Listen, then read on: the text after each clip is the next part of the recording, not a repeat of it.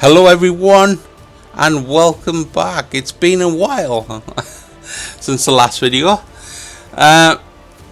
So before we get into the video itself, so the background video is going to be Super Chuck Norris and Super Cluck, which is a high powered chicken taking on a load of zombies.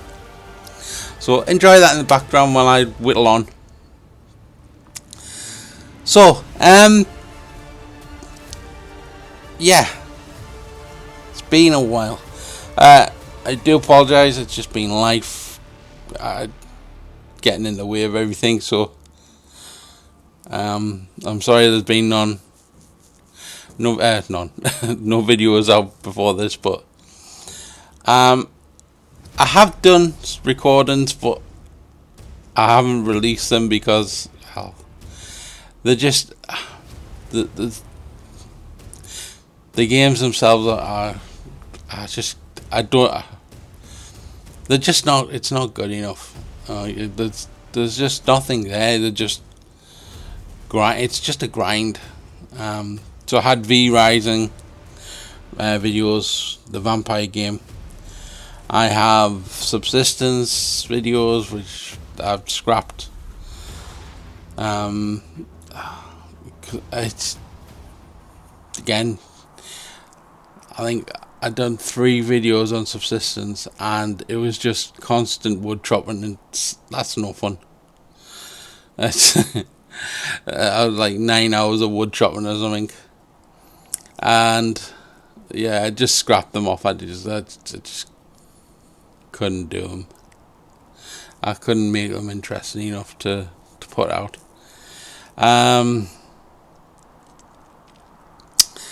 We also had Hydra Near. We also had Hard Space, where you would have to get yourself out of debt. But again, it was taking nearly 2 hours to dismantle a large ship, and it was quite repetitive. So yeah, you could edit it down, but it's kind of, there's other people that's done these videos, so it's kind of, why subject people to it if you don't have to. So today we're going to do something a little bit different.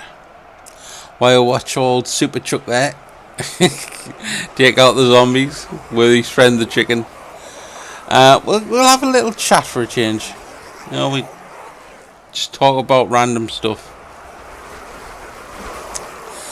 I mean, the obvious one would be the Ukraine war. Still ongoing months later than anybody, I think, predicted it would. And not just the Ukrainians, but you have to feel for the poor the Russian people as well, the ones that are against this and that are suffering from it. I mean, the videos on YouTube, the shopping malls are empty.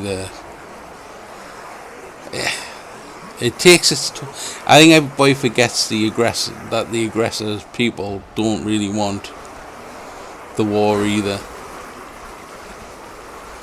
And there's a lot of people are getting displaced and are leaving Russia, and it's not right. Anybody should have to leave the country that they love because of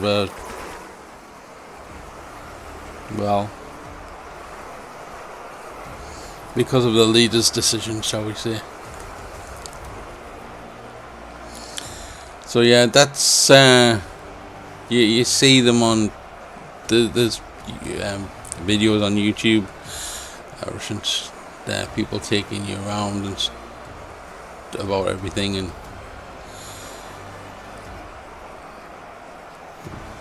it's just kind of bad for everyone, I think, especially the Ukrainian people, the Russian people. But the Ukrainians are holding them all. Everybody's going.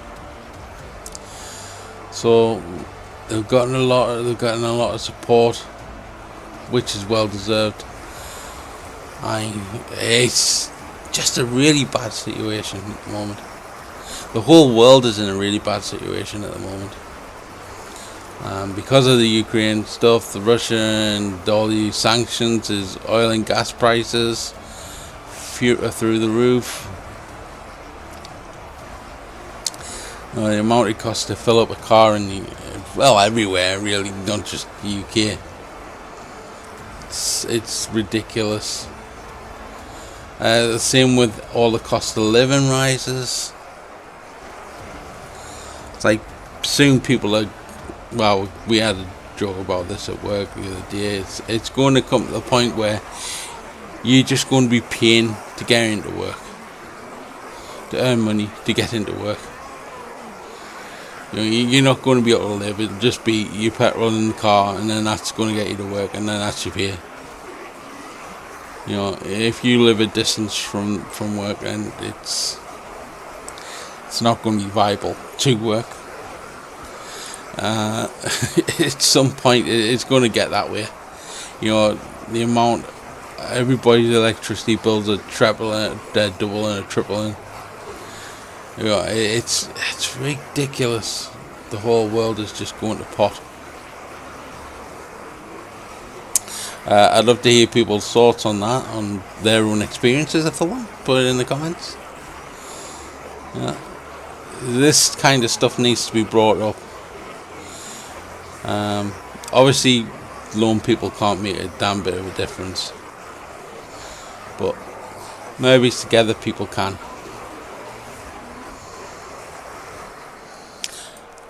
Okay, so that was a bit miserable and somber, but it's way the world, isn't it? I mean, at the moment, there's a lot happening in the UK. We got our Prime Minister resigning.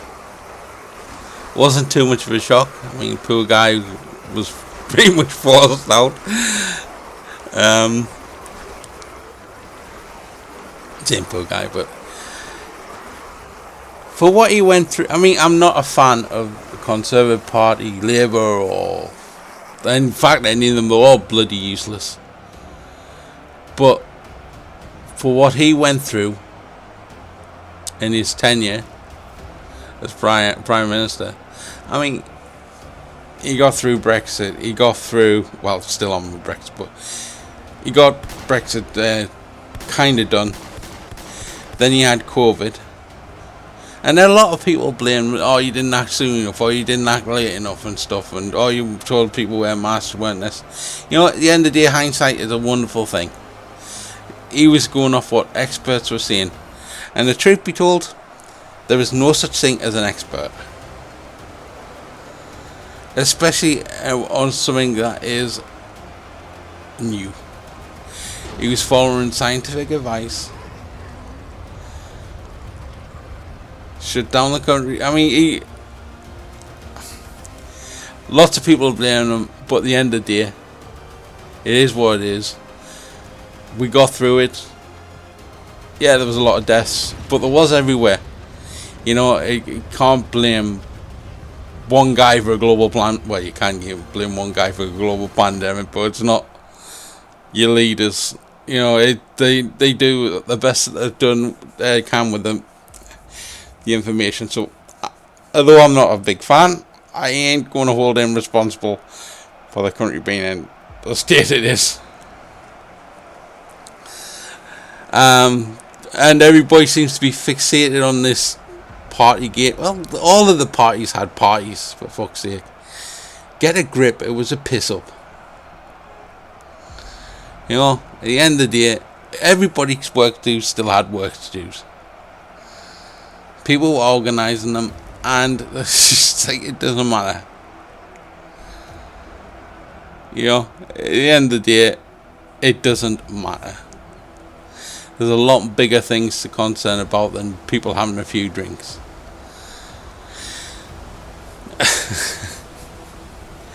And I say that about all the parties, because all the parties had them. So I don't care. I don't care if they had, well, they kind of did have orgies, but if they went out and started bonking everybody in the street, that's their that's their private lives. I don't care.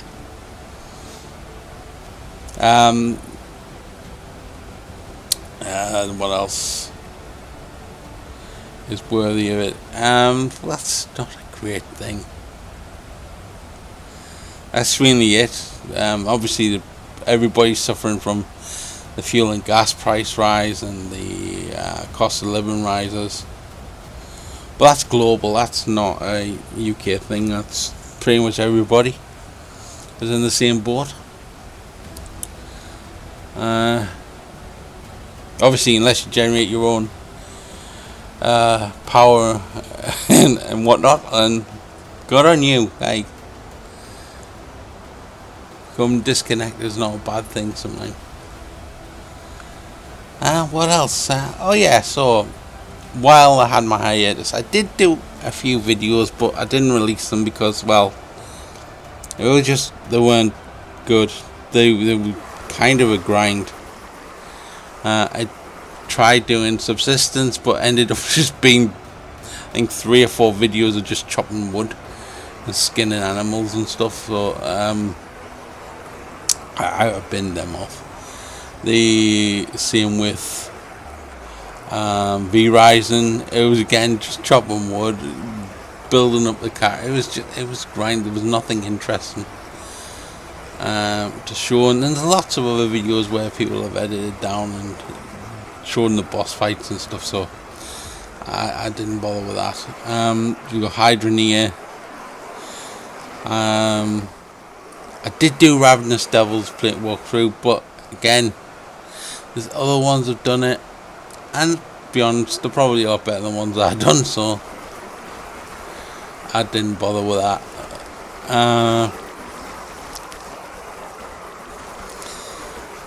Yeah, so it's like games are just becoming too copy and paste. By that I mean it's not the fact that you're using the same assets in the games, but some developers just getting lazy and just doing a money thing where they are just putting out a simulator after simulator after simulator, and it's basically the same game as they released the first time. I'm not going to mention any specific developers, but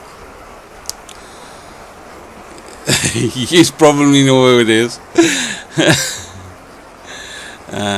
But they are known for life trading simulators, which are basically the same game. And there's lots of other ones that are using the same format and same engine, which is fine. But it just seems to be everything's getting very stale in the games market. Once you see one type of game which you think, oh great, this is new, and the genre just gets flooded, like horror games and stuff like that. Phasmophobia came out. I mean, there was a couple before Phasmophobia, but Phasmophobia was a big hit. And then you had the Exiles, you had the Ghost Hunters Incorporated. Now Ghost Exorcism, or is it the other way around? City, you got a lot of those types of games out now, which is great for the market because then you get more of a choice. I mean, you got the ones that are similar, but it's got a good take on it, like Conrad Stevens PI. That one's quite good in regards to the fact that it takes you away from the whole hunt and kill scenario, and you got all your prop nights, you got your teamed survival ghost hunt and midnight thing. You got all those. Once they come out, they go just bash around to get their share of the market, which it is good. It gives you variety, which brings on the amount of team-based games. It's like single-player games seems to be coming away. I mean, there are still single-player options in games, but I mean, I like Icarus. But to fully play that game, you do need to be part of a team. It's the way the game's designed. You get the better bosses, you get the better loot. It's just the way it is with that. Yeah, so the games themselves it's just a little stale at the moment. I might reload Hunter, the like fishing games up and that, and give them another go. It's been a while. I do enjoy playing them. Like, they are quite relaxing in some respects, rather than the constant hunting and killing and making sure you don't get infected. And the infected and subsistence and that kind of games. So yeah, it'll be good. So yes, what I have been doing though is watching a lot of the American reaction videos, where you got the Americans reacting to like various different things like snacks, the countries, comedy and stuff. And it's quite interesting to watch people's reaction to the different you see cultures and stuff, the way everything works, and the comedy. I mean, what's evidence is that they seem to like the British comedy, the older stuff, which isn't surprising. I mean, the shows from the 70s and the 80s were pretty good. Some might argue a lot better than some of the stuff we get now. Some won't argue that. I mean, there were some not so great shows, but yeah, there was some really good shows from back in the day. But yeah, so watching the reactions, it seems apparent that they are getting very, especially when they got the country comparison videos, and I think the biggest bugbear they've got is the whole healthcare and work-life balance issues. Now, I'm not American. I do come from the UK. So lots of people complain, but we do have it pretty good over here. We have one of the best healthcare services in the world. The NHS, National Health Service. And it's not free, like everybody on these videos keeps saying. It is, I mean, in regards to the fact that you don't have to pay when you go to a hospital or when you go to your doctor. You don't get billed, but it does come out your taxes. You know, it isn't that bad. We also they kind of bundled. We got multiple types of taxes in the UK, which is not kind of picked up on. We have our income tax, which is, depending on how much you earn, about 20% to up to 40%. Again, that ranging on different various wage scales. But we also have a you have to earn a certain amount before you hit the first tax bracket. So I think it's about 10,000 or something, 10,000 or something. I can't remember. But you just round it up to about 10,000. You earn up to 10,000 while being taxed. But then we also have national insurance, or NI contributions, which goes towards our state pensions. Just state pensions, I think. Maybe NHS. I'm sure the tax comes out of that. But anyway, our NI contributions go towards our state pensions. We also have council tax, which I guess is more like property tax for the US, where we pay so much per year for local amenities like the bins getting emptied,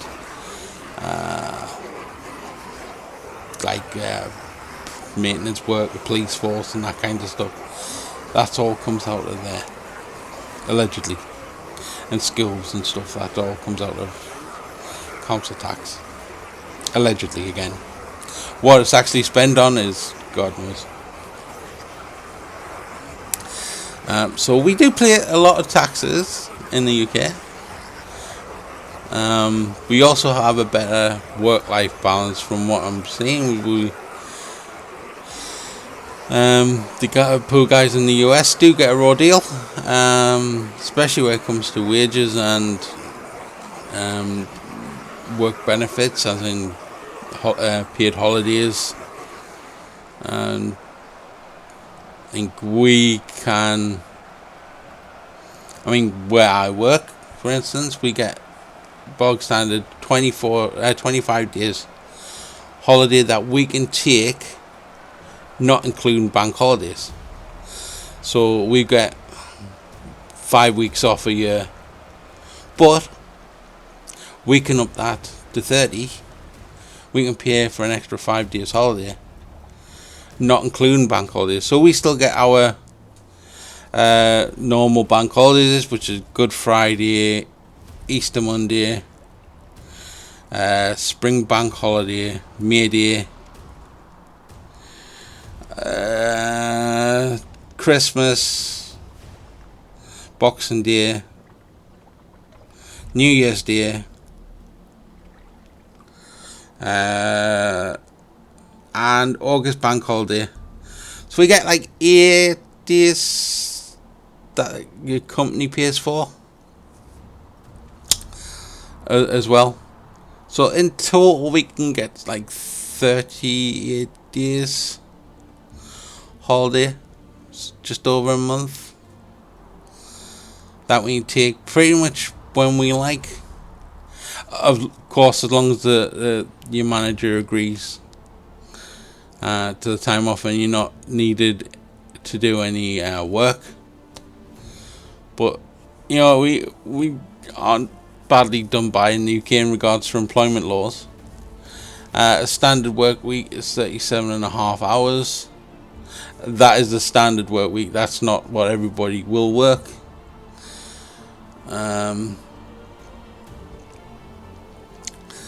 So that is what the class is a full-time position.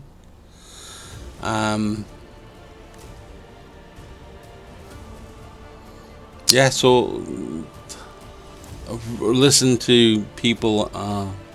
It's like you'd be lucky to get 10 days holiday a year, and you don't get any sickness benefits either, or maternity or anything like that, because it's not mandated. That needs to change, people. You know, you guys deserve it. You're going to work yourselves into an early death. And it's only in the US. I mean, everywhere else treat their employees with respect and dignity, and well, they give them a good deal, they give them a fair deal, but it just seems like they're just using you as slaves.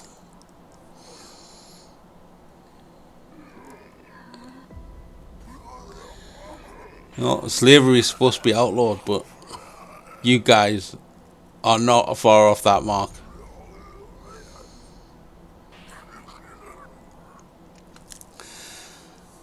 And I hope it changes for you, because like you are good people. You know, people joke about them, comics joke about them, but the American are nice people.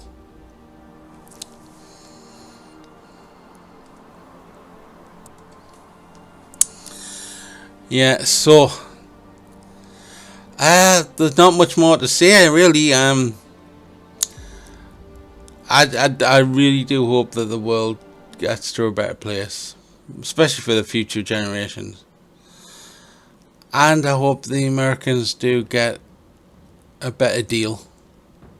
You know, the awareness of the different cultures and the different working practices is all come to light, and hopefully their governments are listening to this and doing, because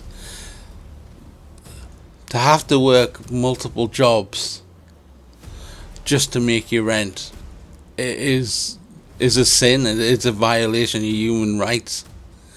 You know, you should be a work-life balance that everyone is afforded. Everybody's got to be able to do that. Otherwise, what's the point?